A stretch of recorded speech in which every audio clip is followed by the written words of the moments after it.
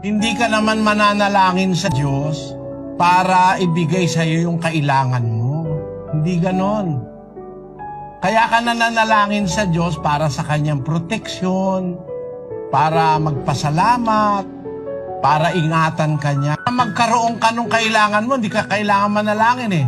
Ang kailangan mo, hanapin mo yung kanyang kaharian, yung kanyang katwiran. At yung kailangan mo, idadagdag niya na lang sa iyo yun. Kahit hindi mo hingin, bibigay niya yun eh.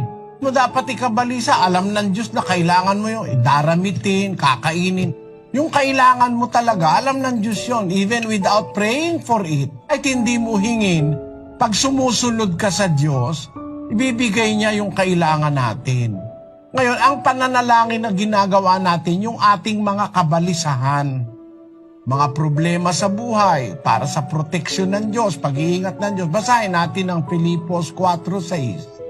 Huwag kayong mga balisa sa anumang bagay, kundi sa lahat ng mga bagay, sa pamamagitan ng panalangin at daing na may pagpapasalamat, ay ipakilala ninyo ang inyong mga kahilingan sa Diyos. Tayong mga kahilingan sa Diyos, sa panalangin, bunga ng kabalisahan sa buhay.